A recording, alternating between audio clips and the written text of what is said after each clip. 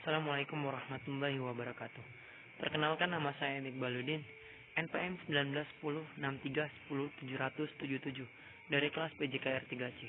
Baiklah, di sini saya akan menjelaskan pengertian dari Hard First Step Up Test. Yang pertama yaitu ada pengertian dari Hard First Step Up Test. Hard First Step Up Test merupakan tes ketahanan endurance terhadap kinerja jantung dan paru. Tes ini dapat menghitung kemampuan daya tahan seorang untuk melakukan aktivitas fisik secara terus-menerus dalam jangka waktu yang lama, tanpa letih atau tanpa lelah.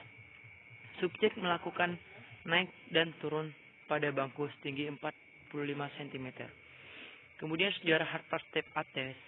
Yang pertama, Harvard Step Up Test adalah tes yang sudah dilakukan di laboratorium Harvard University sejak sebelum Perang Dunia Kedua. Pada awal mulanya, tes ini dilakukan di Amerika Serikat untuk menyeleksi personil tentara pada Perang Dunia Kedua. Kemudian langkah-langkah dalam Harvard Step Up Test, yaitu yang pertama yaitu hitung denyut nadi probundus saat setelah beristirahat 5 menit. Kemudian yang kedua, probundus naik turun meja mengikuti irama metronom selama 5 menit atau sampai dia capek dengan ritme 30 langkah per menit. Frekuensi metronomnya diatur 120 per menit. Kemudian yang ketiga, awasi gerakan kaki probundus. Jangan sampai terlalu cepat atau terlalu lambat. Dan usahakan telapak kaki probundus seluruhnya menapak di meja. Kemudian yang keempat, jika probundus iramanya sudah tidak sesuai lagi, berarti dia sudah capek.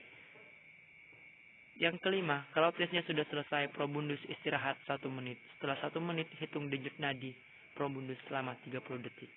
Kemudian yang keenam, setelah 3 menit hitungkan lagi denyut nadinya. Dan dibandingkan selama waktu 1 menit pertama tadi untuk mengetahui kinerja jantungnya.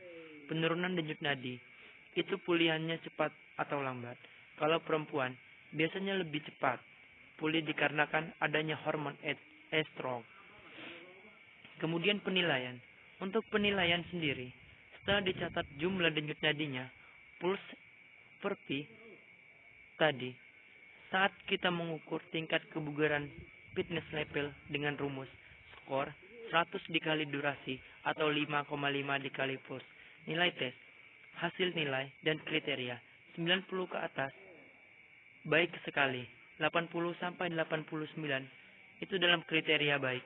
Kemudian 65 sampai 79 dalam kriteria sedang tinggi dan 56 sampai 64 itu termasuk sedang rendah. Kemudian hal-hal yang mempengaruhi hasil tes.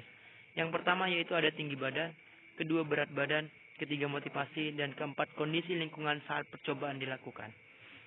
Kemudian kekurangan dari tes Harvard. Yang pertama yaitu tingkat stres yang terlalu tinggi. Kemudian yang kedua tidak dapat dilakukan untuk anak-anak. Jadi Harvard Step Up Test hanya untuk orang dewasa saja yang diperlukan fisik dan stamina yang lebih baik. Kemudian yang ketiga dipengaruhi oleh variasi maksimum detak jantung HR.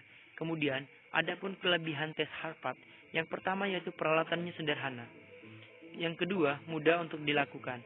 Yang ketiga dapat dikelola sendiri. Sekian dari video saya ucapkan terima kasih. Wassalamualaikum warahmatullahi wabarakatuh.